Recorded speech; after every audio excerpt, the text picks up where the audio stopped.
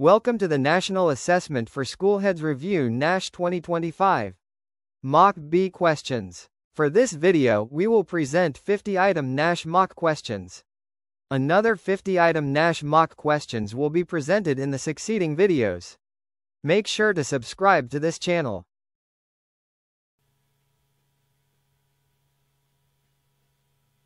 So ayan po, for question number 100, the following are the specific guidelines for the school-managed canteens on the designation of canteen teacher except for one. A. The rest of the required number of hours in a day's load shall be spent in supervising the canteen. The canteen teacher shall be assisted by all home economics teacher on rotation basis, the schedule of which shall be prepared by the school head, the principal, or his authorized representative. Letter C. He or she is tasked to supervise the canteen operations for a period not exceeding 3 hours per day. And letter D. The school head or the principal shall issue a written designation to a home economics teacher who shall be a canteen teacher. Oops. So, we will clarify po the correct answer po dito sa item number 100. Yung exemption po dito is yung letter A. The rest of the required number of hours in a day's load shall be spent in supervising the canteen. Ito po yung wala doon sa guidelines for canteen teachers.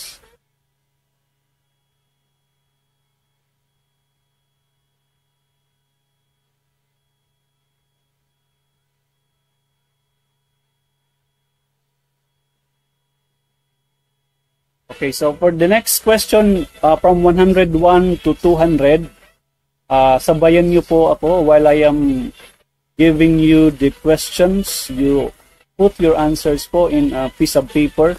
Then mamaya po we will also discuss the answers to these questions. We will start po with question number 101.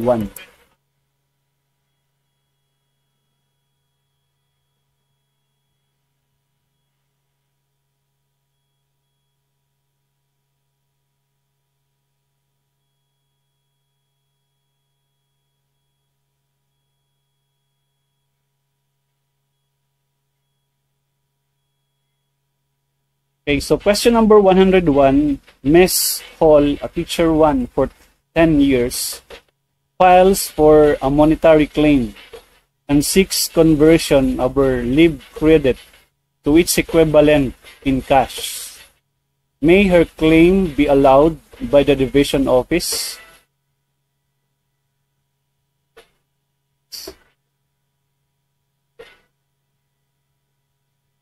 A. Yes, provided she rendered continuous service in a school year. B. No, teachers are only entitled to the proportional vacation pay.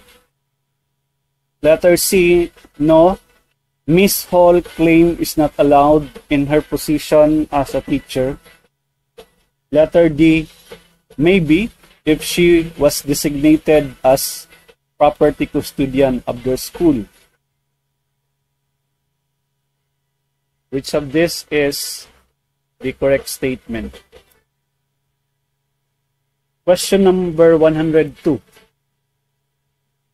Mrs. Datar was ordered by her principal to school to come on 4 consecutive Saturdays for the training of the students' editorial staff of their school paper.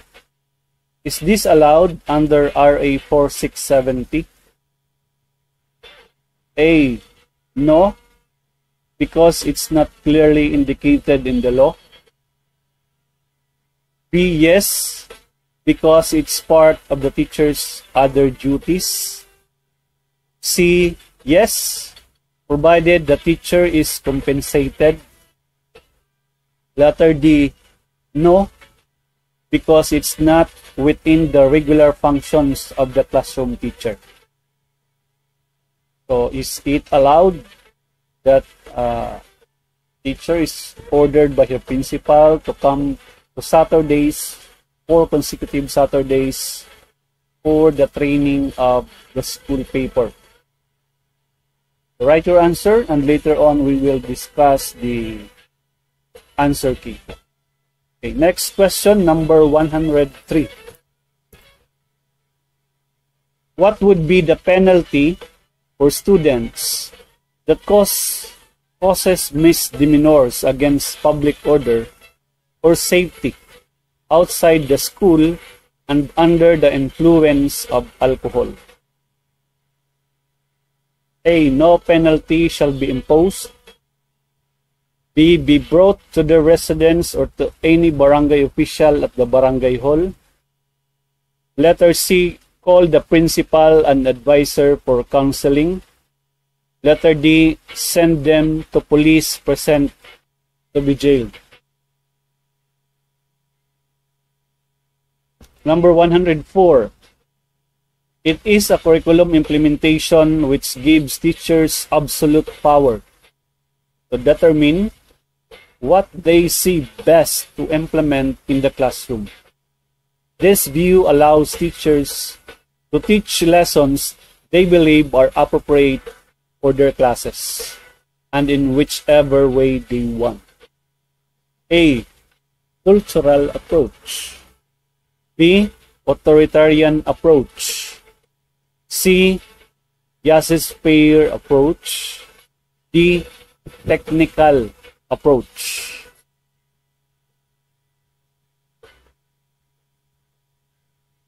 Number 105. It is a critical phase in the cycle of planning and developing a curriculum because it provides the actual test for the curriculum. Just like the Matatag curriculum, which is to be implemented in this coming school year. What do you call that critical phase in curriculum planning and development? Because it provides the actual test for the curriculum. A. Curriculum evaluation. B. Curriculum implementation. C. Curriculum enrichment.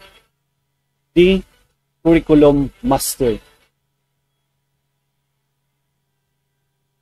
Number 106. What do we mean by instructional leadership? A.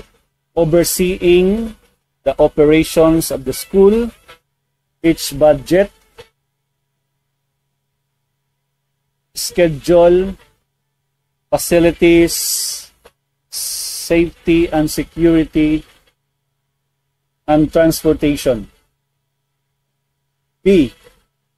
Ensuring quality of instruction, modeling teaching practice, supervising curriculum and ensuring quality of teaching resources. C. Recruiting, hiring, firing, inducting, and mentoring teachers and administrators, developing leadership capacity and professional development opportunities, promoting vision, mission, and goals, and developing a means to reach them. So which of this is the meaning of curriculum, or instructional leadership? Number 107. An effective principal is an effective communicator also. Below are the characteristics of a principal who is an effective communicator, except one. A. Articulates a vision of instructional goals and the means for integrating instructional planning and goal attainment. B. Models commitment to school goals. C.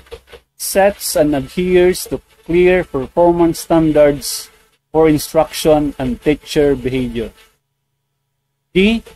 Conducts 2 to 3 meetings in a week with his staff.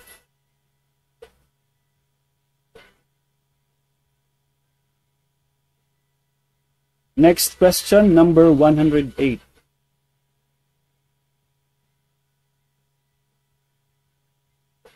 An effective instructional leader is visible,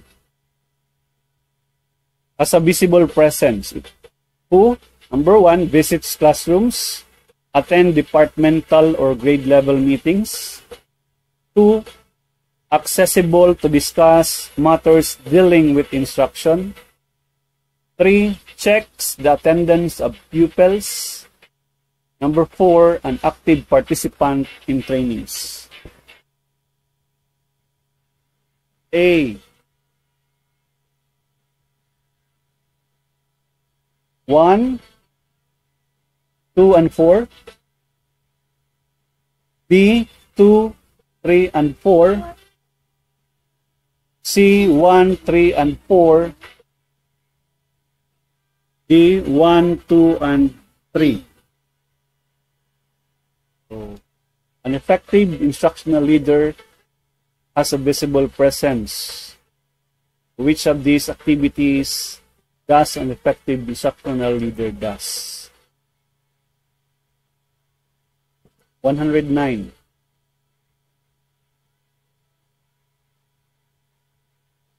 Mr. Carlos is regarded as one of the pillars of his school, having rendered 23 years of service.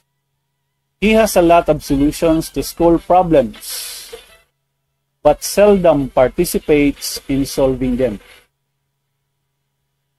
What teacher quadrant does Mr. Carlos manifest? A. The professional teacher. B. The unfocused teacher. C. The teacher analyst. D.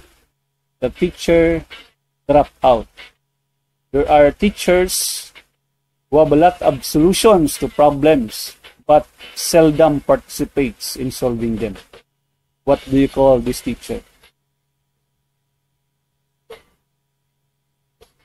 Next question, 110. How many percentages is given to knowledge and products performance in the K-12 assessment? A. 15% and 25% respectively.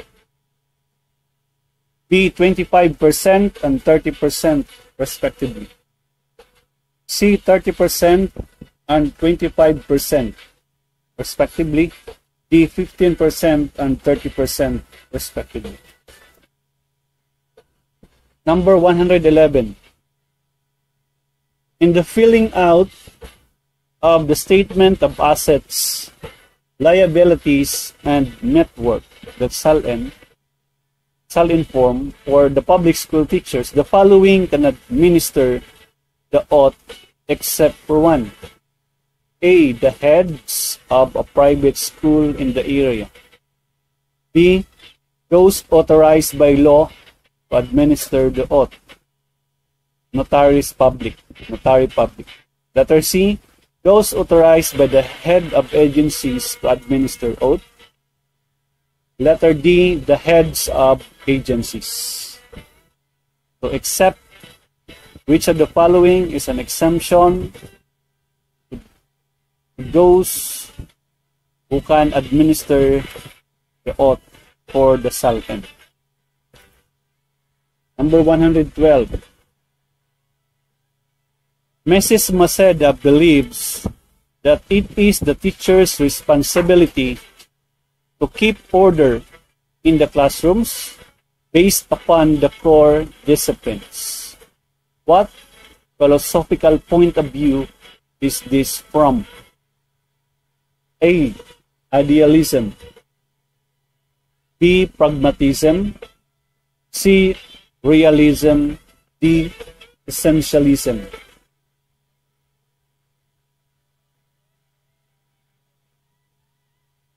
(113) What among the following activities, after the actual teaching activities, are officially part of the 2 hours teaching related activities that can be done outside or inside the school's campus, whether inside or outside the school campus. Number 1, preparation of lesson plans, action work plans, instructional materials, evaluation, assessment, tools, and rubrics. Number 2, preparation and checking of exercises. Number 3, attending a meeting of the Faculty Club Federation. Number 4, recording of academic performance results and classroom accomplishment. Number 5, the conduct of research.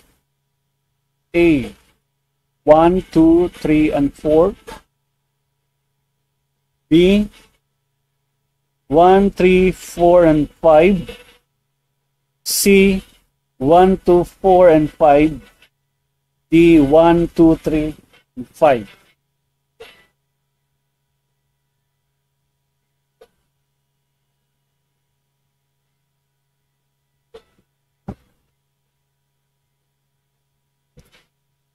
(114) In a post-conference conducted by the principal after the class observation, he mentioned the importance of the teacher's understanding of the Philippine professional standards for teachers. Its adoption and implementation is mandated by what DepEd order number?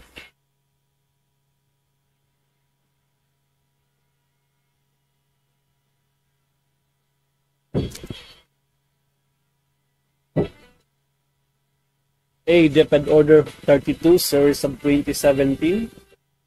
B, DepEd Order 53, Series of 2017. C, DepEd Order 42, Series of 2017. And letter D, DepEd Order 22, Series of 2017.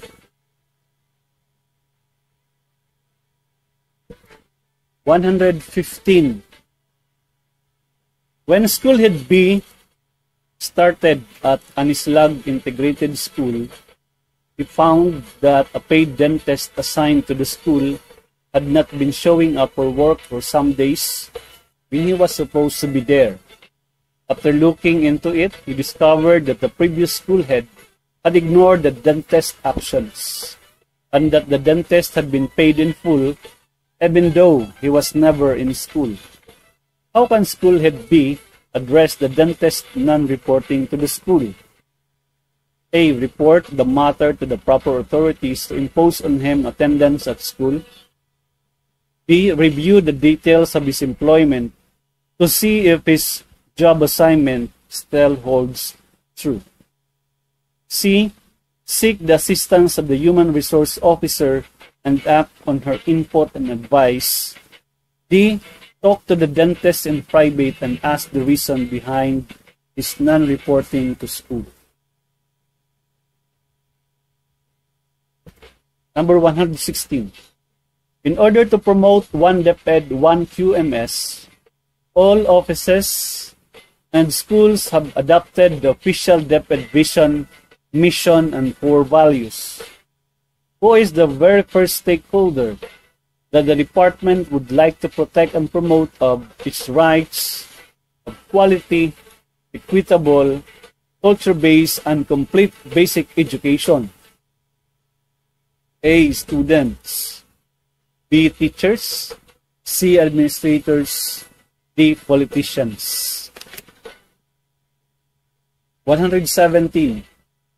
It is the organizational goal that keeps things on track and facilitates direction and support for the school's educational program.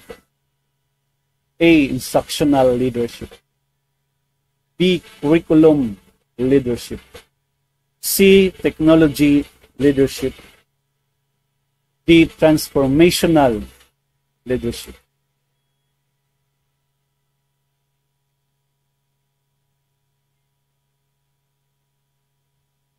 (118)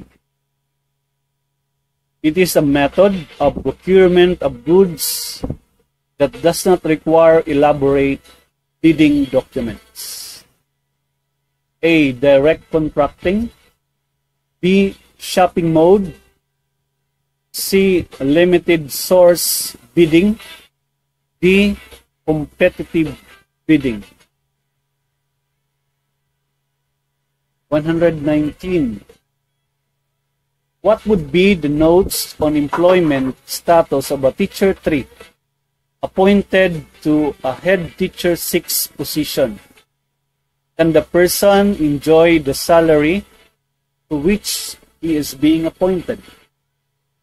A. Yes, by suing substitute appointment on their employment status. B. Yes, by issuing temporary appointment on their employment status. C. Yes, by issuing permanent appointment on their employment status. D. Yes, by issuing contractual appointment on their employment status. Number 120. Which of the following expenses are permitted under DepEd Order Number 13, Series of 2016 for the school's MOOE budget? Number 1, payment for utilities like electricity and water, and communication like telephone and internet connectivity expenses. Number 2, payment for the reproduction of teacher-made activity sheets that were downloaded from any source which support differences among students. Number 3, wages of full-time janitorial, transportation, mobility, and security services. 4, procurement of furniture for teachers, such as teacher's table, chairs, which are included in the SIP. Number 5, rental and minor repairs of tools and equipment deemed necessary for the conduct of teaching and learning activities. Number 6, textbook and other instructional materials, including publications, periodical review materials, which support differences among students. To which of these expenses are permitted? A. 1, 2, and 3. B. 1, 3, and 5. C. 2, 4, and 6. D. 3, 4, and 6.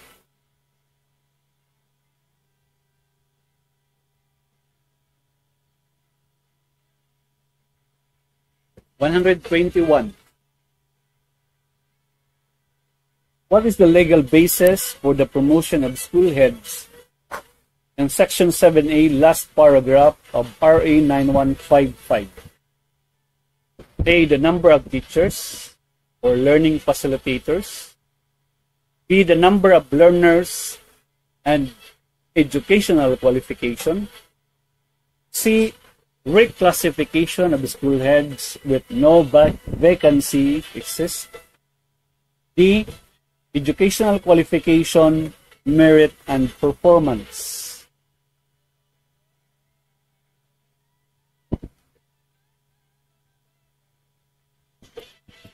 (122) An effective principal is an effective communicator. Below are the characteristics of a principal who is an effective communicator except one. A. Models commitment to school goals. B. Articulate a vision of instructional goals and the means for integrating instructional planning and goal attainment. C. Conduct 2 to 3 meetings in a week with his staff. D. Sets and adheres to clear performance standards for instruction and teacher behavior. 123. Which of the following correctly enumerates the 4-stage performance management system cycle as prescribed by the Civil Service Commission in relation to DepEd Order Number 2, Series of 2015, or the guidelines on the establishment and implementation of the result-based performance management system in the Department of Education. A. Performance planning, performance monitoring, performance evaluation, and performance rewarding. B. Performance planning and commitment, performance mentoring and coaching, performance review and evaluation, and performance rewarding and development planning. C. Performance planning and developing, performance monitoring and coaching, performance review and evaluation, and performance rewarding and commitment. D. Performance planning and commitment, performance monitoring and coaching, performance review and evaluation, and performance rewarding and development planning.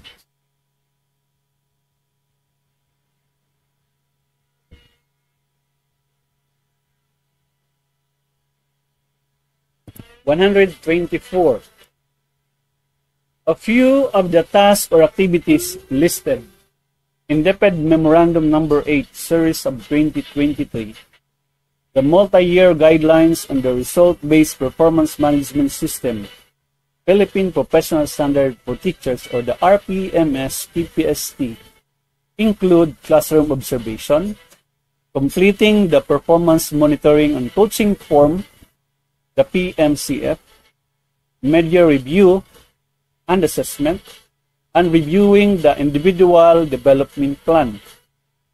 These tasks are completed in collaboration between the rater and the ratee. When do the previously listed activities fall within the RPMS cycle? So, kailan nangyayari ang classroom observation, completing the performance monitoring and coaching form, the media review and assessment, and the reviewing of individual development plan? A. Phase 1, performance planning and commitment. B. Phase 2, performance monitoring and coaching. C. Phase 3, performance review and evaluation. D. Performance rewarding and development planning.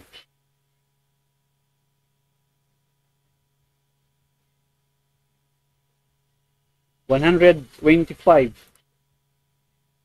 When shall the designated investigators commence the fact-finding investigation? A. Within 10 days from the receipt of an appointment of an officer. B. Immediately from the receipt of the appointment of an officer. C. Within 3 days from the receipt of the appointment of an officer. D. Within 5 days from receipt of an appointment of an officer.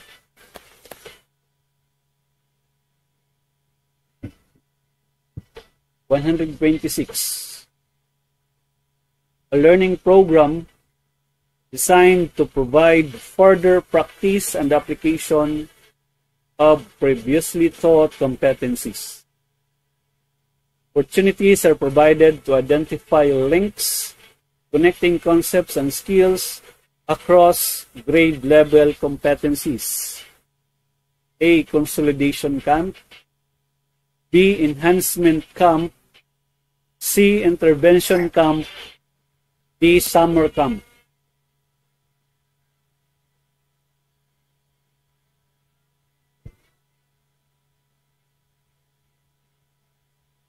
(127) A learning program designed to support high-need learners who are yet to grasp foundational mathematics and or foundational English skills.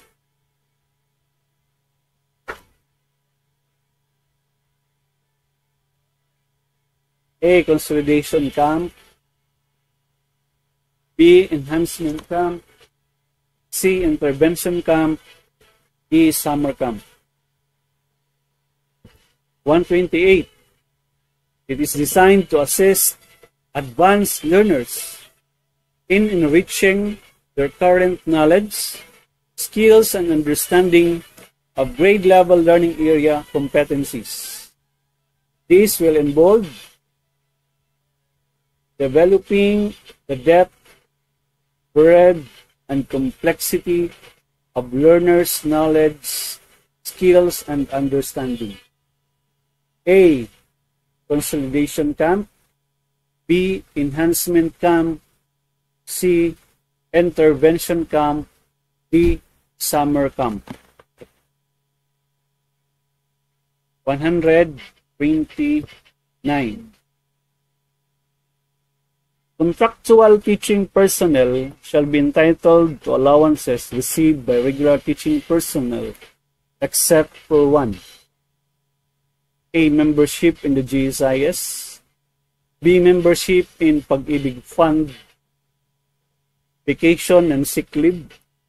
C. Health insurance and employees' compensation insurance. D. Representation and travel allowance benefits. 130. Teacher Bernard wants to transfer to the school nearest his residence because of financial consideration. How can the principal extend his assistance to affect the transfer of Teacher Bernard within their municipality? A. Ask the teacher to write a letter addressed to the school's division superintendent stating the reason thereof. Endorse the written request of the teacher to the school's division superintendent.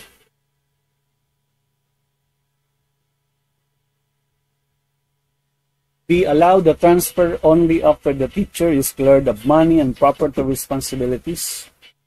Ask the teacher to write a letter addressed to the school's division superintendent stating the reason thereof. C. Allow the teacher to transfer only after it is cleared of money and property responsibilities. Tell the teacher to inquire on how to go about transfer within the division.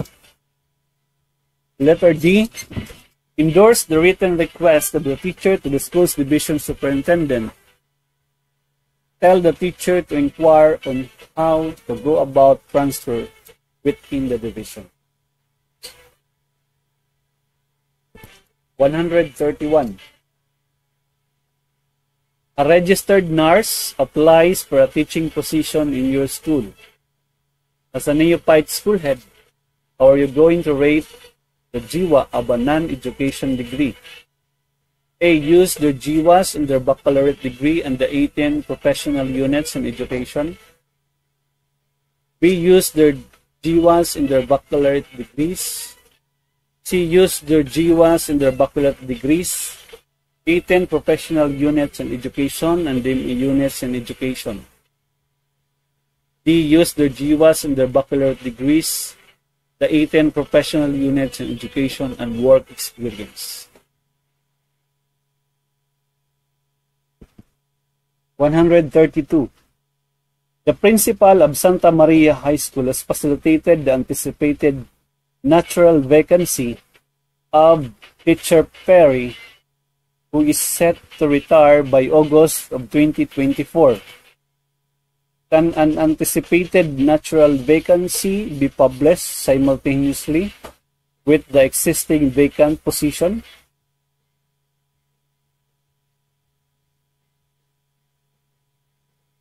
A. Yes, it is consistent with the Civil Service Commission Omnibus Rules on Appointment and Other Personnel Actions. B. Yes, provided the Civil Service allowed the principal to facilitate publication a day after the retirement of the teacher.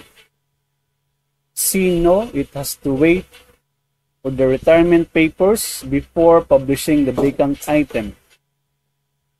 D. Yes, anticipated vacancies may be published simultaneously with the authority to fill from the planning unit.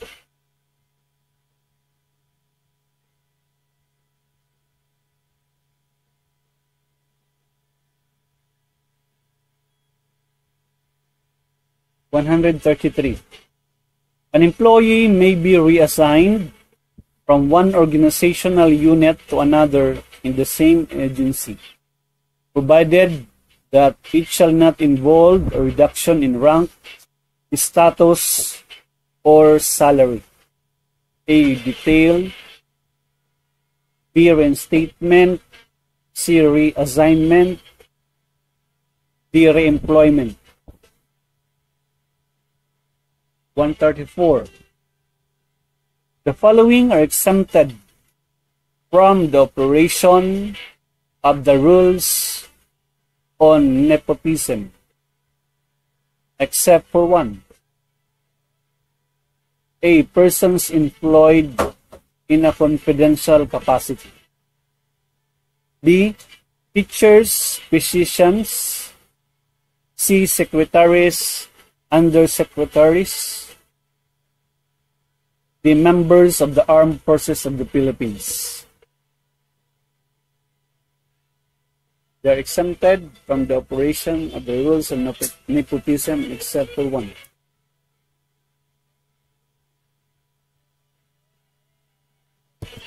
On 35. Stated below are the basic rules on hiring and deployment of teacher positions except for one. A. Public school teachers requesting for transfer to another station are not considered new applicants. B.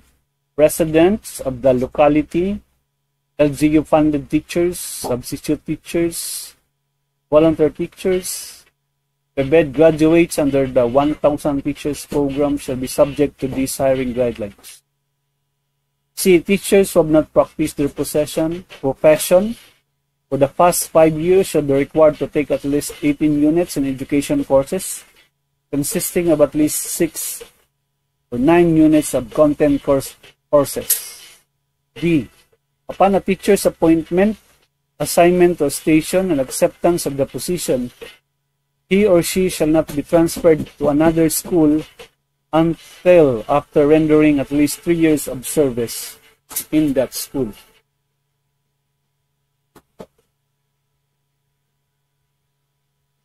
(136) This is a DepEd program that engages the school community stakeholders to contribute their time, their efforts, and resources to ensure that the schools are ready at the opening of the school year. A. Brigada Eskwela. B. Family Day. C. Feeding Program. D. Adopt a School Program. 137. The following are evidences of the obtained resources for the school through the stakeholders' partnership, except for one. A. PTA resolutions duly signed by the officers. B. Regular meetings, attendance, and documented pictures. C. Documents projects with financial report. D. Communication plan for the K-12 senior high school program.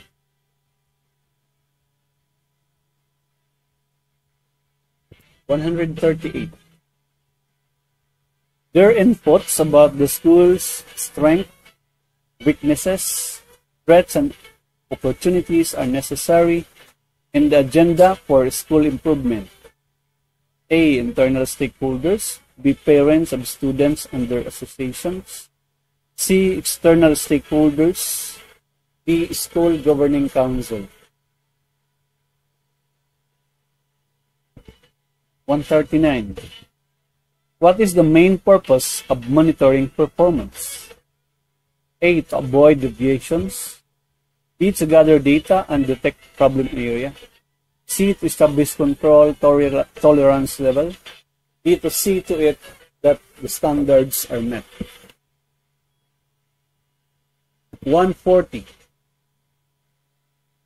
Matatag agenda sets the new direction of DepEd and its stakeholders in resolving basic education challenges, according to DepEd Secretary Sara Zimmerman Duterte. Of the 4 essential elements of the aforementioned agenda, Which one most clearly illustrates the provision of professional development program for teachers? A. Make the curriculum relevant to produce competent and job-ready, active, and responsible citizens. B. Take steps to accelerate delivery of basic education facilities and services. C. Take good care of learners by promoting learner well-being, inclusive education, and a positive learning environment. D. Give support to teachers to teach better.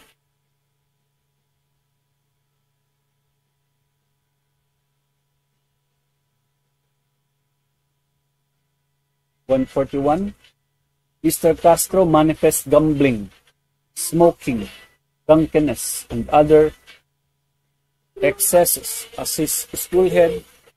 What advice would you give to him in the teaching profession? A. No action, since it is in conformity with local customs and traditions. B. Tell him to behave with honor and dignity at all times. C. Encourage him to maintain harmonious and pleasant personality with the community. D. Reprimand.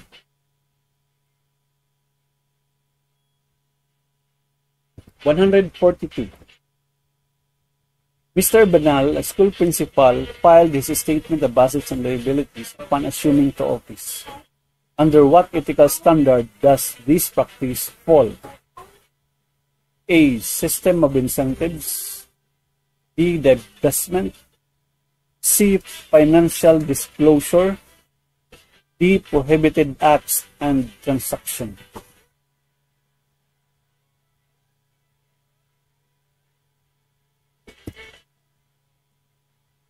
(143) A deputy teacher having both junior high school and senior high school teaching loads will be classified as senior high school teacher except for one. A. If he or she has 50% teaching load of those in the senior high school. B. If he or she was deployed and assigned to teach in the senior high school. C. If he or she has a predominantly senior high school teaching load. D. If he or she has satisfied all requirements, successfully undergone the application process for a senior high school teaching position.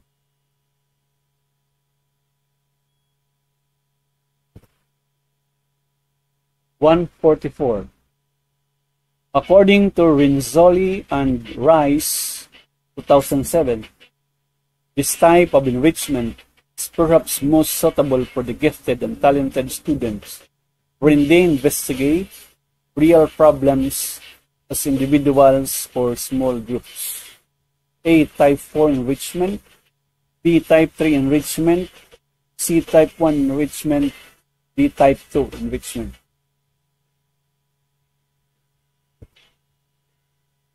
(145) This refers to the core knowledge and skills that the students need to develop as part of a standardized learning plan. A. Primary curriculum. B. Core curriculum. C. Mastery curriculum. D. Enrichment curriculum. (146) Mr. Maceda provides a basic support for his staff. He keeps teachers informed about decisions and is always sensitive to their needs. He is a teacher-centered and defends them from unreasonable external requests. He does not typically initiate things. What kind of principal Mr. Maceda is? A. A responder. B. A pretender. C. An initiator. D. A manager. (147) DepEd Order 13, Series of 2022, the Omnibus Guidelines of the Parent-Teacher Association activities, specifies a certain number of directors, BOD, per type of school. How many BOD are there in a public integrated school that serves elementary to senior high school? A. 9, B. 15, C. 17, D. 21. 148. Mr. ABC, a guardian of the elementary pupil, is about to be nominated as an officer in the GPTA. Which of the following is the appropriate action of the school head? A. Remind the body that guardians are only allowed to vote. B. Remind the body that guardians are not allowed to serve as PTA officer. C. Remind the body that guardians are allowed to be elected and appointed as PTA officer. D. Remind the body that only legally appointed guardian may serve as PTA officers. 149. Filipino as a learning area is first introduced in grade 1 during A. Third quarter, B. Fourth quarter, C. First quarter, D. Second quarter.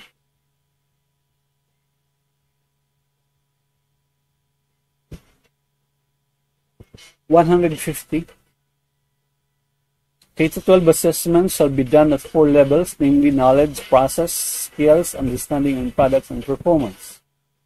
Process skills and understanding shall be weighted as A. 15% and 30% respectively, B. 15% and 25% respectively, B. 30% and 25% respectively, D. 25% and 30% respectively.